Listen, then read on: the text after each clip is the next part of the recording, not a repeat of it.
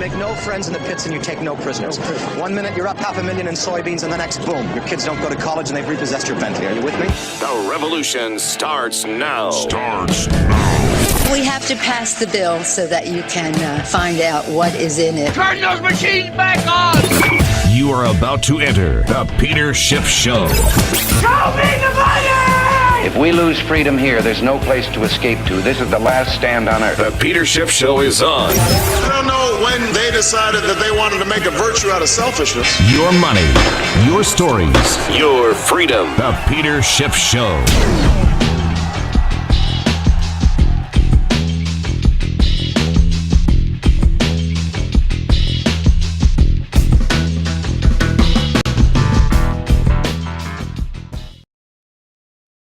Hello, everybody. Welcome for another live episode of the Peter Schiff Show podcast. And I want to start off today's podcast by talking about the precious metals. They had another spectacular week this week. We haven't quite finished the month yet. We got a couple more days next week to finish out the month of September and the third quarter. And in fact, I expect Monday and Tuesday to be strong days to finish out the quarter. I think a lot of portfolio managers are going to be scrambling to add some gold and silver and mining stocks to their portfolios just to window dress them up a bit for the quarter because they've been so strong. You kind of don't want to explain to your clients why you don't have anything in the metals market, why you don't have any exposure. So gold closed today at about 3,760. It sold off towards the end of the day. It was above 3,780 going into the last hour. We kind of sold off at the back end of the day. But, the absolute high, though, was set on Tuesday. So gold hit its all-time record high earlier in the week on Tuesday. It didn't quite get up there today. It almost hit 3,800. It came less than $10, maybe even less than $5 from 3,800. Silver, however, just kept on chugging along, making new highs pretty much every day of the week. It closed this week above $46. And it traded intraday a new high going back for about, 14 years or so. It got to 46.50 and change on the day. Here are the numbers so far on gold and silver. Gold up about 0.5% on the day, 2.2% on the week, 9% so far in September, and 43% this year. Not for a year, but so far in 2025. Silver doing even better, up about 2% today, 8% on the week, 8% in 1 week. 17% in the month of September, and 59% so far for the year. 59%. Now, of course, I don't talk as much about the other precious metals, platinum and palladium, although I have been talking about platinum a little bit more over the past year. In fact, I came out on this podcast, if you recall, when gold was above 3,000 and platinum was below 1,000, and I made a strong pitch that my listeners go to Schiff Gold and buy platinum because I thought it was ridiculous that you could buy 3 ounces of platinum with a single ounce of gold. Platinum was up 3.3% today.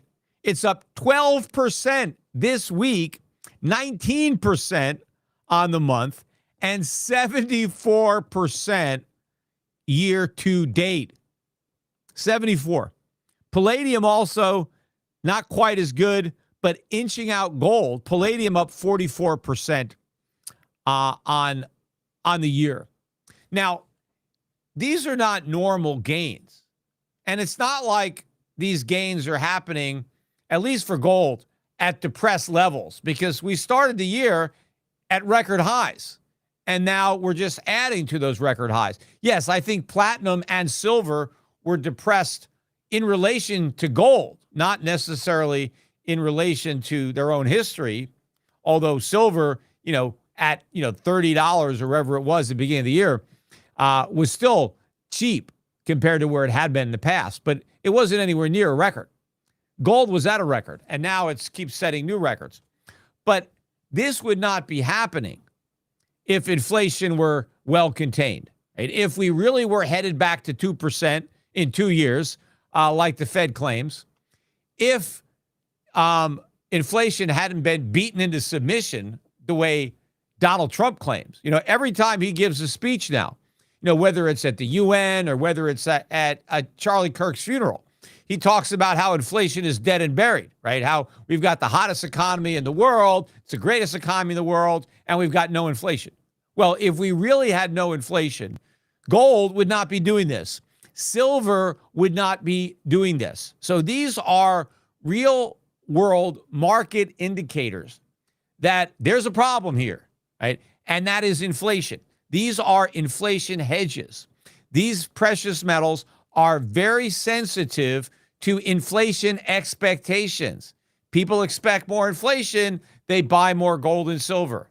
So that's people voting with their feet, right? They're walking away from dollars and they're putting their money where my mouth is, and they're buying gold and silver. So this shows you that what Trump is trying to sell you and what the Federal Reserve is trying to con you into believing are not true. And when, by the way, talking about cons and, people trying to sell you a bill of goods, Bitcoin continues to drift lower. As I speak, it's barely holding 109,400. So it's been down on the week. Yes, it's still up on the year, but only 16%. That's not much when you're talking about 43% up in gold and 59% up in silver. It can't even beat Ethereum, which is up 20% on the year.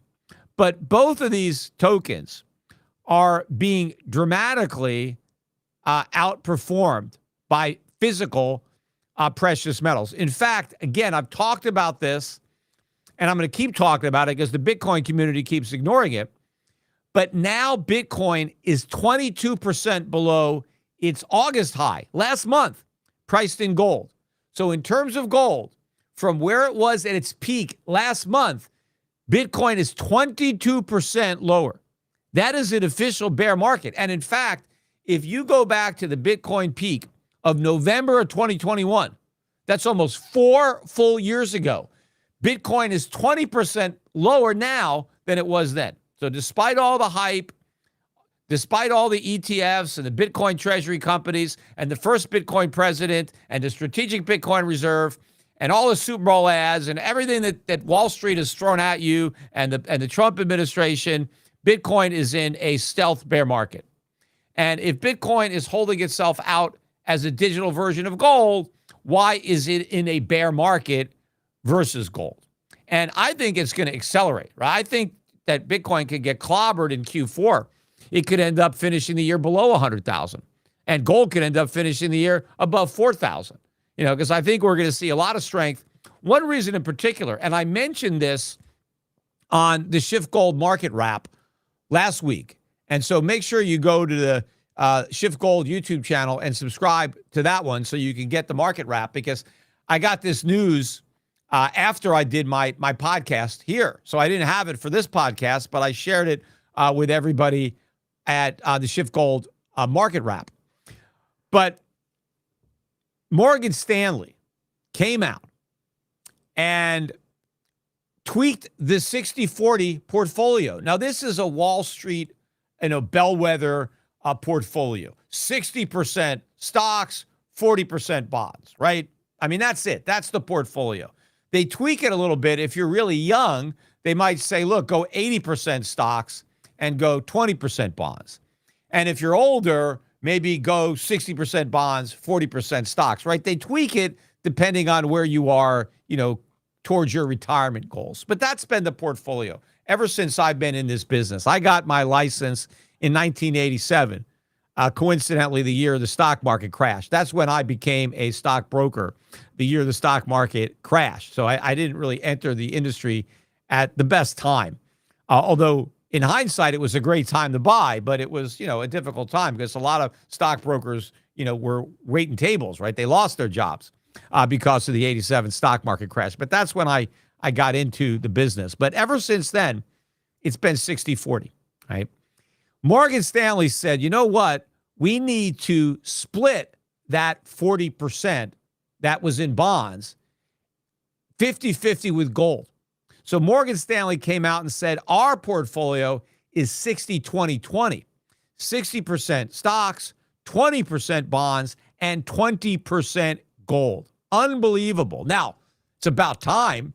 And the reason that Morgan Stanley is doing this is they're saying that we need an inflation hedge. And since stocks can also be viewed as an inflation hedge, although not all stocks are the same in that respect, but bonds are clearly the biggest victims of inflation, right? If you own bonds, inflation kills you. There is no hedge. And so Morgan Stanley said, look, we're going to have high inflation. Forget about 2%. That's old news. That's never happening again. And we're going to have high inflation. That's obvious. And so our clients need to hedge their bonds.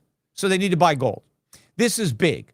Not only is this a sell signal for bonds, because if you're a Morgan Stanley client and you got 40% of your portfolio in bonds and your advisor says, well, you got to go down to 20%, how do you do that? You got to sell half your bonds, right? It's a sell signal on bonds. A lot of those bonds are treasuries. So you have brokerage firms telling their clients to sell treasuries when the U.S. government has a record amount of treasuries that it needs to sell, right? Houston, we got a big problem here. But all the money coming out of bonds is going into gold. Now, again, the first time in my career as a stockbroker, major firms are recommending gold. Now, of course, I've been recommending gold the whole time. When gold was under $300 and I got my stockbroker license, I would tell people to buy gold, right? I was, the odd man out. Now, I'm still kind of the odd man, but I've got some company because it's just starting, right? This trend is going to envelop all of Wall Street, right? It's like a herd, right? People are afraid to go out on a limb, right? Nobody wants to be the first one to buy gold because then if it goes down, you look like a fool. Hey, why'd you buy that? Why'd you put my money in that rock?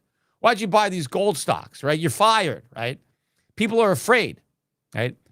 But once somebody else does it and it works, and then somebody else does it and it works, now you got to do it.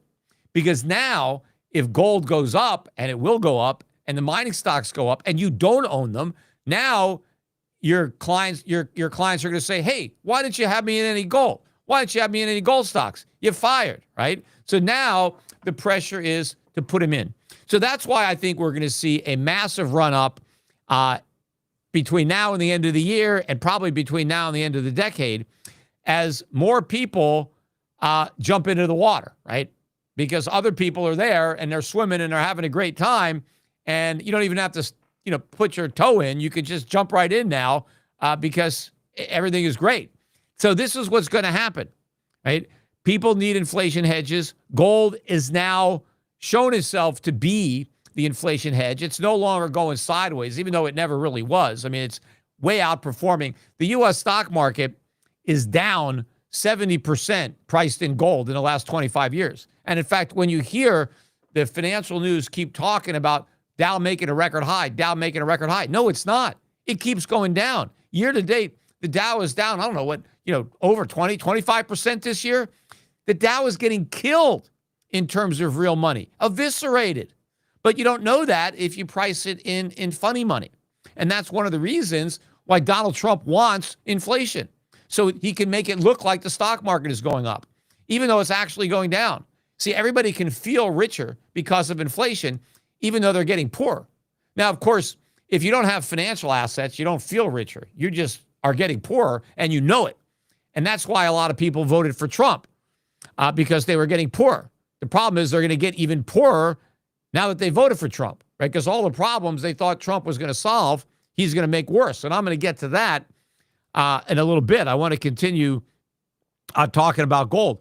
But so you've got now Wall Street for the first time recommending gold stocks. So there's not going to be any big pullbacks. You just got to buy gold and silver because now we've got a lot of company. It's not just Peter Schiff's fans and a few other gold bugs that want to buy gold and silver, right? we got a lot of other people that want to buy, and there's not that much of it. The same thing with mining stocks. The GDX hit a new record high this week, not today, but earlier in the week, but it's up 120% on the year, 18% so far this month. 1 month. 1 month, the GDX is up more than the S&P was up all year. The GDXJ up 20% during the month of September. Again, we got 2 more days to be up. It's up 125% on the year. Now, Wall Street is not going to allow this to go unnoticed, especially, as it's getting close to the end of the year. These are the best performing stocks, and they're still cheap. These tech stocks that people are buying are expensive, and they're losing a ton of money, right? Money-losing stocks. People are buying.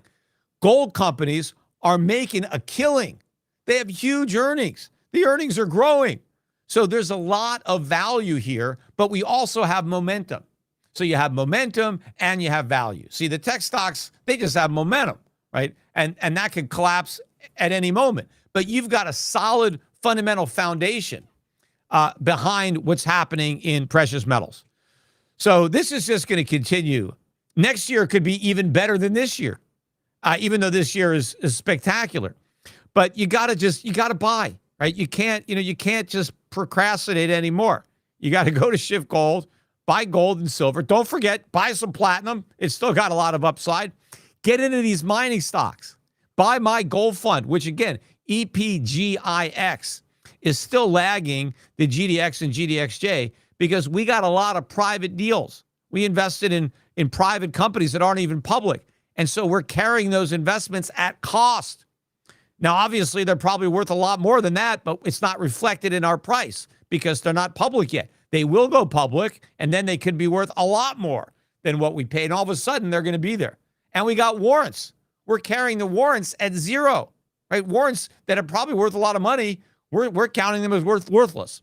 So we got a great portfolio in the Euro Pacific Gold Fund. Yeah, I think we're up over 100%, but not as high as these numbers because we own these stocks that are up that much, but we just own some other positions. And some of the smaller stocks that we think are, real sleepers, when they wake up, they're going to outperform all these big stocks. So it's a great time to be doing that. But a couple of other things that were said, I think that I mentioned on the Schiff Gold Market Wrap that were just so bullish for gold.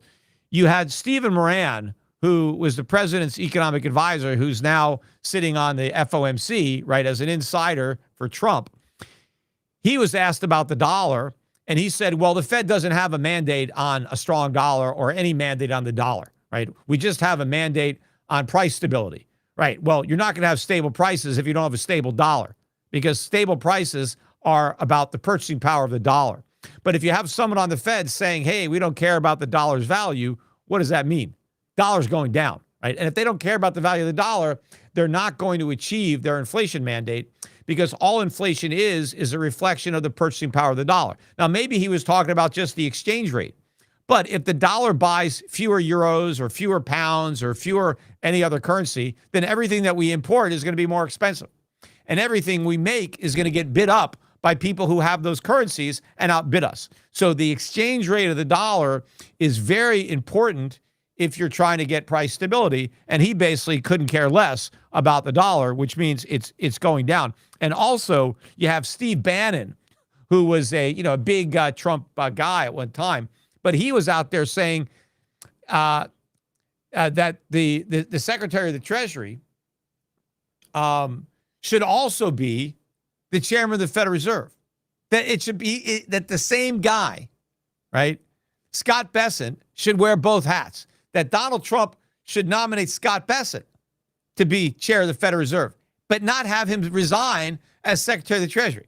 I mean, this is really dangerous stuff. And in fact, today I read or I heard that all of the living former FOMC chairs, and there's not that many. There's Greenspan, who's still alive, Bernanke, and Yellen, plus a number of former heads of the Council of Economic Advisors under both Democrat and Republican administrations. They're urging the Supreme Court, not to let Donald Trump fire Lisa Cook. And I said on this podcast, there's a real chance that they're going to do it, not because he can with respect to an independent Fed. If the Fed is independent, he can't. But if they rule that an independent Fed is unconstitutional and the Fed must be beholden to an elected official, and that is the president, then the Supreme Court is going to validate the firing, but not only validate this firing, but any other filing motivated by whatever reason the president wants, and not just this president, but any future president. And I think in this case, these Fed chairs are right, even though I've criticized them pretty much the whole time they were in office. They're right on this point. A Fed controlled by the president is even worse than a Fed independently controlled by the chair and the board, even if they often work hand in glove. At least there was a pretense. If we drop the pretense, then the world's going to drop the dollar. Anyway, we got a quick commercial. We're coming right back, so don't go away.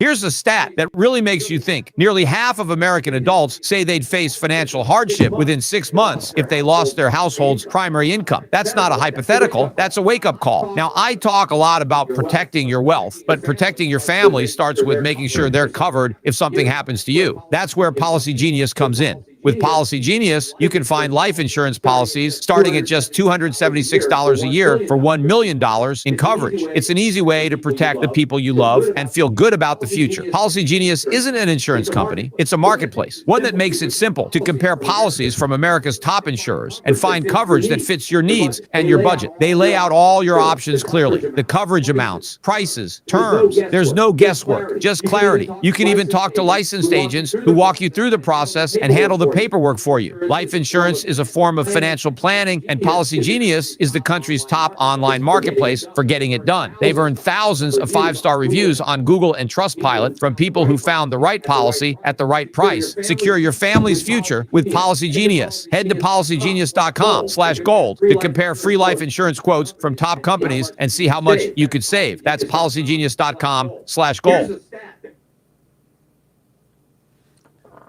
Oh, I assume I'm back. I just heard the commercial got cut off before it finished.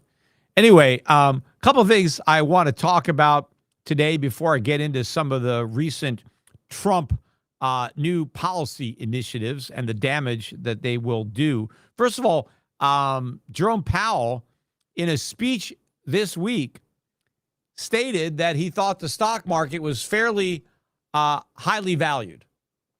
And, you know, it's usually a dangerous thing when the FOMC weighs in on the stock market and it says something about the level of the stock market. They generally try to stay away from that. But he admitted or acknowledged the elephant in the room. Although by saying it's fairly highly valued, it's hard to say exactly what he meant. Did he mean it's fairly highly valued in that it should be highly valued, that the high valuation is justified? They always try to say that. Well, you know, this time it's different. You know, the fundamentals are so great that it's fair. We're at a new permanent plateau, right? That was Irving Fisher in 1929, right? That he knew the stock market was high, but he said, well, it's permanently high because of this new era that we're in, right? Well, it's never a new era. It's the same era over and over again. So the stock market is highly valued. Maybe by fairly, he meant moderately as opposed to extremely or slightly, right? Fairly sounds like it's kind of in the middle of overvalued. But look, it is a bubble. It's not just overvalued. In fact, look at what happened today with NVIDIA and ChatGPT. So NVIDIA comes out and says, we're investing $100 billion in ChatGPT. So we're going to buy stock in ChatGPT, which is a private company still, but we're going to invest $100 billion. And guess what? ChatGPT is going to agree to buy $100 billion worth of our stuff, worth of our GPUs. So in other words, NVIDIA is just giving ChatGPT the money to give back to it to buy its stuff. Except because of the high multiple that NVIDIA trades at, right? That by giving itself $100 billion, it increases its value because the stock is trading at about 40 times earnings. So it can invest $100 billion and increase its market cap by trillion or whatever, multiply it by 40, 100 billion by 40, 10 trillion. I don't know what I mean, but it can get some huge impact on its valuation by vendor financing. But look, this is what happened during the dot-com bubble with Cisco Systems. Cisco Systems was loaning all of these startups money to buy all their routers and all the equipment that Cisco made. And it was booking all this revenue because, hey, look at all this money. Yes, it's making its own money. Its customers are paying with Cisco's own money. It's just getting its own money back. Now, in theory, those were real sales, assuming the companies that they loaned money to could repay. But a lot of those companies went bankrupt. And so a lot of those sales that they reported never actually happened because the key in making a sale, right, is not making the sale. It's getting the money, right? It's getting paid, right? Anybody can sell stuff if you don't have to collect the money. So the real value is in the collection of the money. And so if Cisco sold all this stuff, but they never got paid, they never really made any sales.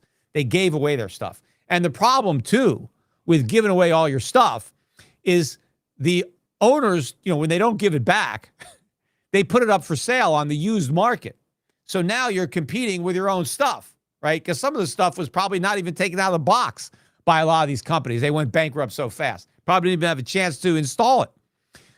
So the same thing could happen with a lot of these AI companies and companies that are buying all this equipment. They may not need it. And it may be on the market, as, an aftermarket. People, they could be selling GPUs they don't need. But this is all reminiscent of a huge bubble. If it walks like a bubble and it quacks, if it walks like a duck and it quacks like a duck, right? It's a duck. That doesn't mean that AI isn't real. It is real. I mean, you could tell just in my own interaction with AI, just in ChatGPT and XAI, I think it's got phenomenal potential to really raise living standards and dramatically increase human productivity. All that is real. But that doesn't mean there's not a bubble here. The internet was real, but 90% of the stocks went bankrupt. How many auto companies? There were like 100 auto companies after the automobile got invented. They're all gone. There's like 2 of them left, right? Chrysler's gone now, but there's GM and Ford. That's it, right? There was 100 of these things. They're gone, right? The automobile is still here. It was revolutionary. Same thing happened with railroads. All kinds of railroad companies formed and went bankrupt. But yeah, the railroad transformed the country, but it didn't mean that all the railroad stocks made money for people who bought them. So clearly there's going to be a lot of money lost. But this is very different than the crypto bubble because the crypto bubble is just pure hype. There's nothing there. There's nothing behind it. So there's nothing going to be left. All these cryptos are going bankrupt. Almost all these companies are going bankrupt. All this money is going to get lost. Massive a wipeout. And it's unfortunate that Donald Trump has been the cheerleader. I mean, this is why you don't want the government to pick winners and losers because they pick losers like the crypto industry.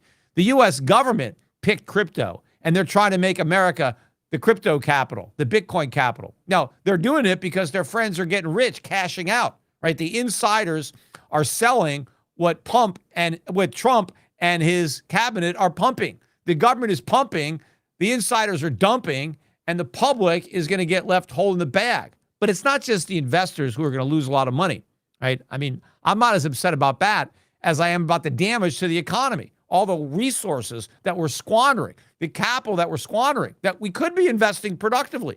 When people talk about all the resources, all the power, right? The trillions and trillions we're going to invest in AI. Nobody talks about where's all that going to come from? Where we're going to get the money? What are we going to stop doing so we can fund that? I mean, one thing we should stop doing is the entire crypto industry. That's a complete waste. But if we're going to make an investment in AI that may pay off down the line, there is a short-term cost to that. We have to go without stuff. We have to give up stuff. Right? Nobody talks about all that. They just think it's just going to happen. Well, it's not. It's massive inflation. That's all that's going to happen. And that's why you're seeing these gold and silver prices moving up because people are just starting to appreciate how much inflation we're going to have. By the way, just anecdotally, right? I'm just reading the other day. So Disney raised the price of Disney Plus by 20%. Now, they raised their price a year ago. Actually, a little less than a year ago was their last price hike. So in less than a year, they raised their prices 20%. Now, does that happen in an environment of 2% or even 3% inflation? I don't think so. I mean, sure, there's demand, but I mean, look at how much competition there is in streaming. There is so much content that you can buy. So if Disney is having to jack up prices by 20%, I'm sure a big reason for that is rising costs, right? They're not just making 20% more, right? Inflation is driving up these costs. And probably that 20% hike by Disney is closer to the real rate of inflation than what the government admits at 3%. I don't think it's as high as 20, but it may be closer than 3. In fact, we got some inflation news that came out today. We got the personal income and spending numbers for August. And they pretty much came out right in line with expectations. So I don't know that there was any movement in the market that was necessarily affected by it. I mean, maybe the market went up because it wasn't worse than expected, right? Because everybody's always bracing for the inflation news to be worse than expected. But even though it was as expected, it's still bad, right? Personal income was up 0.4 on the month, and spending was up 0.6, which was actually a little hotter than expected on the income and spending side. But on the price stuff, right? The PCE, personal consumption expenditure. Now, this is the Fed's favorite index, right? And I think it's their favorite because it's the lowest, right? But the PCE on the month was up 0.3, which was expected. But that's worse than the prior month, which was 0.2. So it got worse. Year over year, up 2.7%. The rear view mirror was up 2.6. Now, yes, everybody expected it to go up to 2.7, but it went up. It's not going down. Why is the Fed cutting? Its favorite inflation measure is moving further above its 2% target. So why are they cutting rates? Why are they saying they're going to have more rate cuts? And it's worse when you look at the core, because apparently the core is the one they think is the most important. And the core was up 0.2, which was a little bit less than 0.3 from the prior month. But year over year, the core is up 2.9, the exact same as the month before. 2.9, it's almost 3. You're 50% above your target. Why the hell are you cutting rates? You know, I was listening to this discussion on television today, and people were acknowledging, they were saying, well, you know, we don't really need these rate cuts, right? Because we have this strong economy, and we got low unemployment, and we got a record stock market. So we don't really need the rate cuts. Well, we only need them if you want to prevent the stock market from crashing, if you want to prevent the economy from imploding, because the only reason it's not is because these rate cuts are coming. So you may not think we need them. It's only because we're getting them that the stock market is at a record. You can't say, oh, look, we don't have to cut rates because the market's at a record high. If we weren't cutting rates, it wouldn't be. In fact, the Fed should be hiking rates. Shouldn't be. Not only should it not be cutting rates, it should be hiking rates. And then the market would crash, right? So with the economy, in fact, the economy is already weak. When they keep talking about the low unemployment number, that's all BS. Unemployment is high. The numbers aren't accurate. That's the problem. But even some of the numbers, like the U6 number at almost 8% or 8.1 or whatever, I think it's over 8%. It's high unemployment. Anyway, some more problems were announced just today. Well, one of them wasn't today. So I want to talk about two. One of them was announced a few days ago. And that is that Trump wants to charge companies $100,000 for the H-1B visas, right? This is to get a visa for a foreign worker to come in the U.S. and work for your company, right? You got to apply and get this visa to bring somebody in. And I forget what it costs to file the forms. You know, it's not anywhere near $100,000, but they want to make it now $100,000, right? And there was some talk about making it like retroactive to all the people that are already here, which would be massive. but it's just for new people. You want to bring somebody in, and I think there were some people in the Trump administration that talked about having to make the payment every year. But no, now it's just like an upfront payment. But look, this is not a good idea. People think that it's not fair that American companies are hiring foreigners. They should be hiring Americans. Look, it'd be great if they hire Americans, but they shouldn't be obligated to. You forget, a company is just a collection of individuals, right? Let's just look at one individual, right? If I'm an employer, do I have an obligation to hire an American? No, I can hire whoever I want. It's my company, right? If you set up a company, you take all the risks, you put up all the capital. If the company goes bankrupt, you're the one that loses. In fact, in many cases, when you start a business, you don't even make any money. You lose money for the first several years, right? And you're working harder than anybody. And if I want to hire somebody and risk my capital paying somebody wages for a business that who knows if it's going to succeed, it's nobody's business but mine who I hire. Just because I live in America doesn't mean I owe some kind of patriotic duty to hire an American. If I can get a better deal hiring a Canadian, then I'm going to hire the Canadian. And of course, that's good for America too. Because if I am trying to maximize my profits, which is what any good entrepreneur should do, if I can make more money by hiring a Canadian than an American, which I wouldn't do it, right? I wouldn't hire the Canadian if it wasn't in the best interest of the company, in my judgment. And so if hiring this Canadian is better for the company, it's better for the economy, it's better for the country, right, to do that. But when Trump says, oh, this is terrible, let's force American companies to hire American workers, not only does that take away the rights of the employer, who should be allowed to hire whoever they want, find the best man or woman for the job, but it actually weakens the underlying economy. So it's a negative thing for the economy. But also, here's how it's going to backfire. See, these guys, they never think about the unintended consequences of their stupid regulation. So let's say I'm a small employer, and I was going to bring some guy in to the country, but now it's going to cost me $100,000 to bring him in. Well, I'm not going to bring him in, but I want to hire him. Okay, stay in Thailand, stay in Indonesia, just work remotely. I'll pay you as an independent contractor. You do your work from Thailand, right? Okay. Well, now instead of the guy moving to America, where now he has to pay taxes, right? Let's say I was going to pay the guy, $40,000 a year, and he was going to pay some taxes on that money. Well, now he's not going to pay any taxes on that money. I'm just going to expense it. I'm going to deduct it here on my taxes, and he's not going to pay anything in America. He's going to pay taxes in Thailand or wherever he happens to be working. But now, if he came here, well, maybe he has to rent an apartment. All right, well, the landlord would have made some money.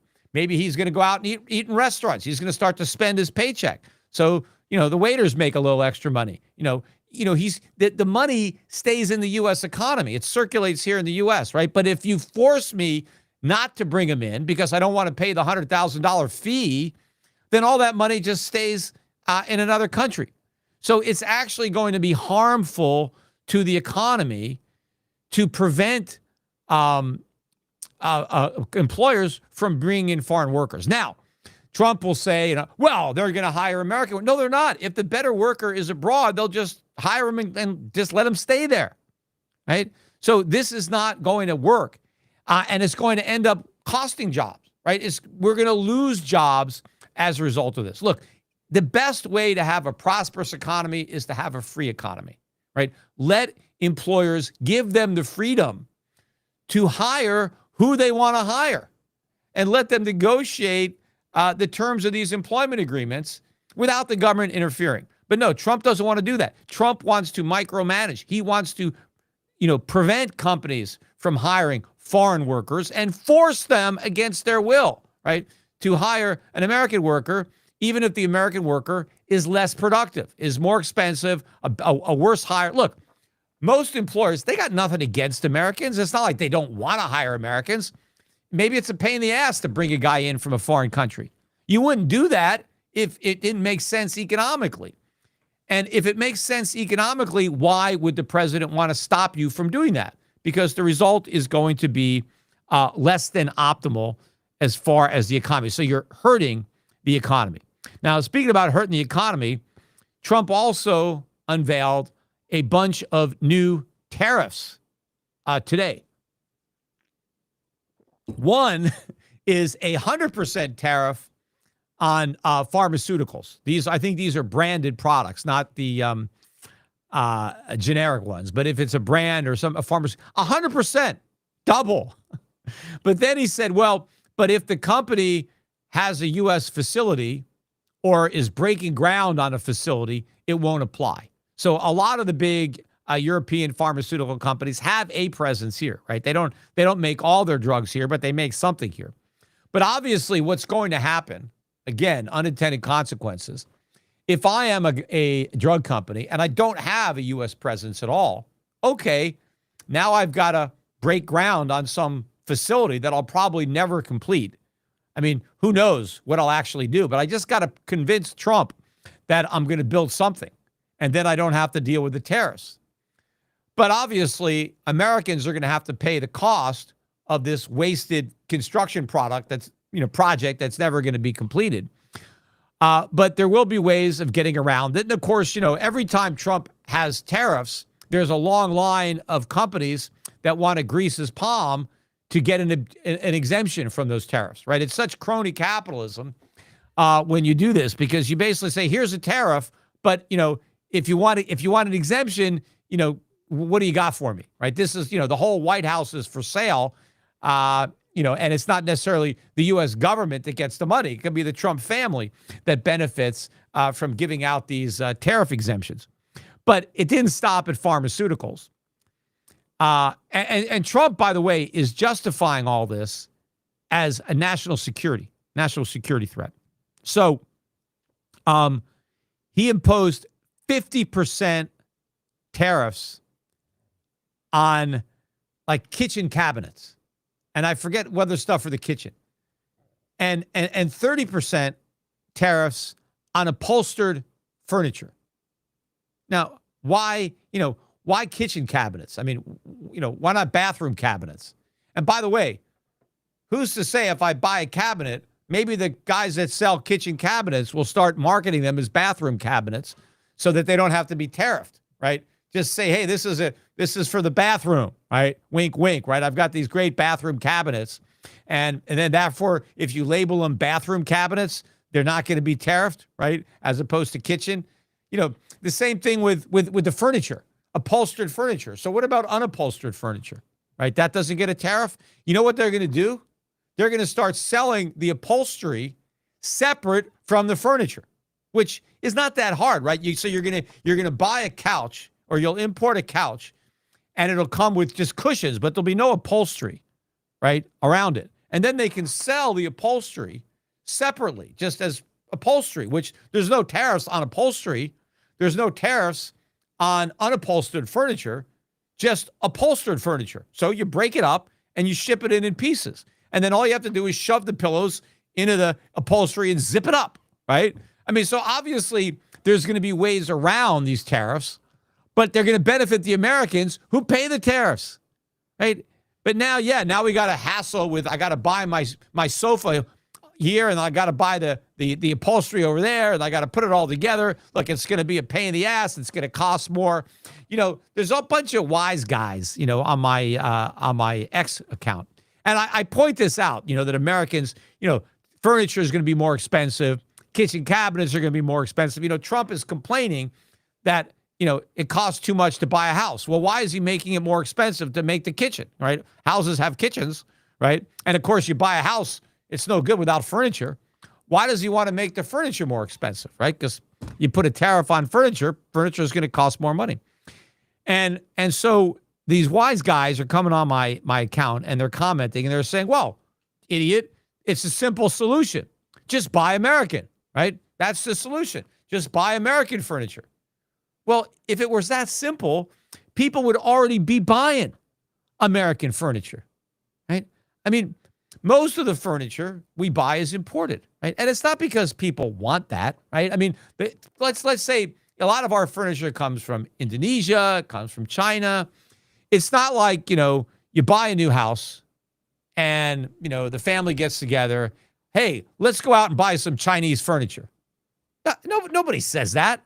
Nobody sets out. It's not like Chinese food. Yeah, you could be hungry and want to go out and get Chinese food. Sure, yeah, I feel like Chinese tonight. Okay, that makes sense. But nobody feels like buying Chinese furniture. They just want to buy furniture, right? If it happens to be made in China, well, it happens to be made in China. Who cares? Who even looks at the label? People go to a furniture store. They sit on it, right? They see if it's comfortable. They look at it and they check the price tag, not to find out where it was made, but to see what it cost, right? And so the reason that Americans are buying furniture made in China is because it's a better value. If there was an American sofa right next to that Chinese sofa that was a better value, then they would buy that. And it wouldn't have to have an American flag on it, right? If they liked it better, they would buy it. Now, why are they not buying American furniture? Well, because it's too expensive. Or it's, now we sell some furniture. I have a feeling that for very high-end furniture, America could probably compete in that arena. So maybe the very rich buy some American-made furniture. Again, not because they're out to buy American-made furniture, but because they can afford it, because it's very expensive. And so the tariffs on furniture, to the extent that they don't get around it the way I'm saying, like split up, sell the upholstery separate from the furniture. And of course, people could just buy wooden furniture, or they can buy, other material that doesn't have upholstery, right? People will change their buying habits in order to not pay these tariffs, right? Again, the government doesn't think about that. But the tariffs will hit the poor and the middle class, because that's who's buying the Chinese furniture and the Indonesian furniture, right? Because that's where, the masses, they are delivering the lower price goods. Even though they have to ship them across the ocean, they can still get the stuff here cheaper than we could do it ourselves. So when these wise guys are on my X account saying, well, just buy American, that doesn't solve the problem. In fact, in many cases, buying American will end up costing you more than paying the tariff.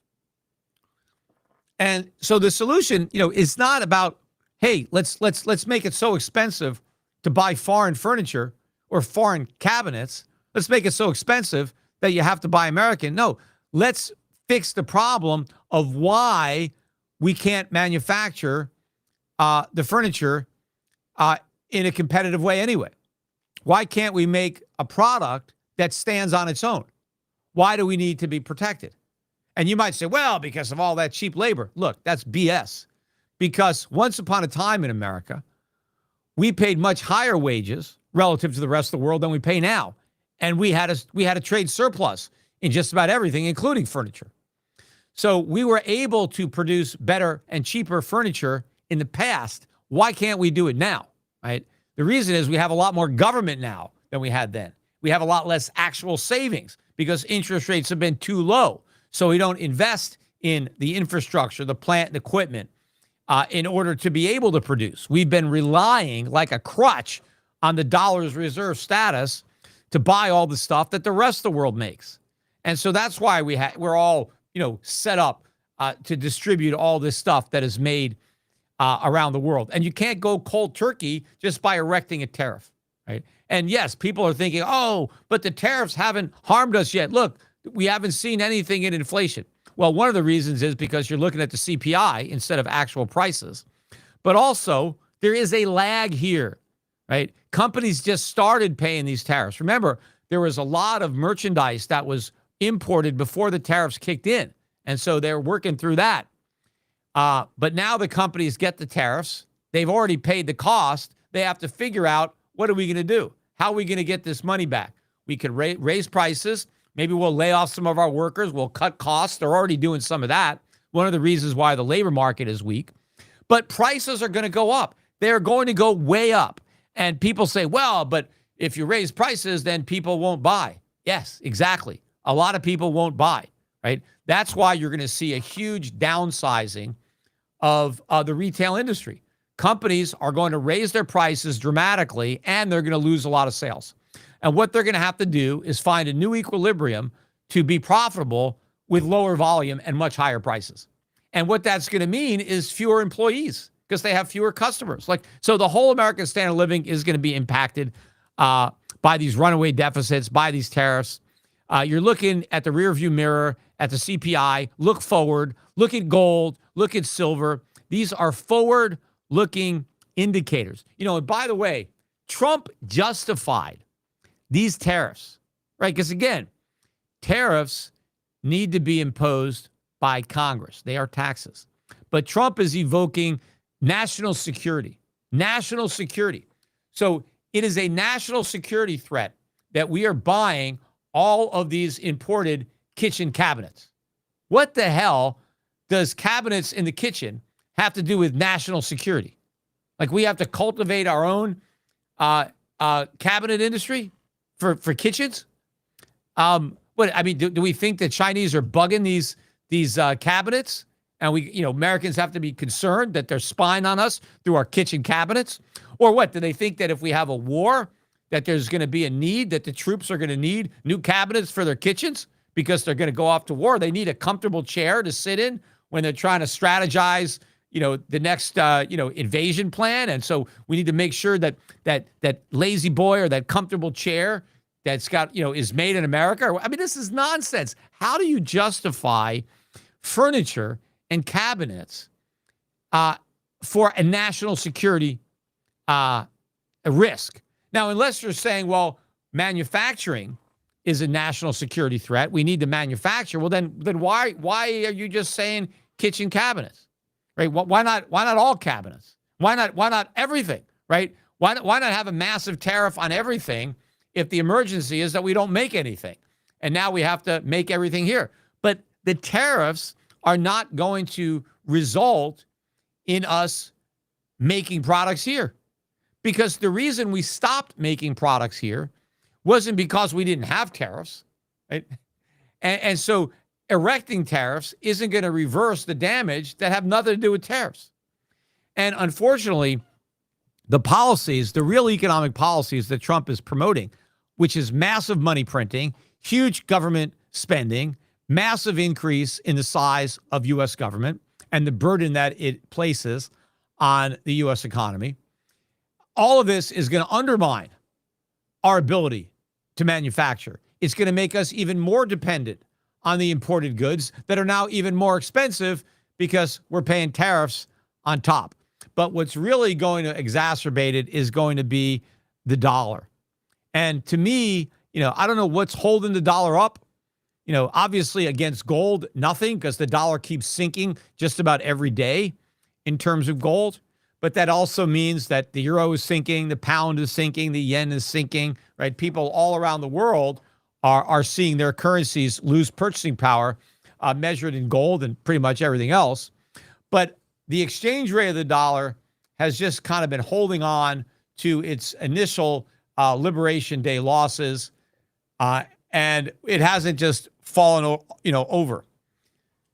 I think that's going to happen. I think you could see a big drop in the dollar in the fourth quarter of 2020 of this year, 2025, and I think that's going to really accelerate the increase in domestic inflation that we're really going to see in a big way in 2026.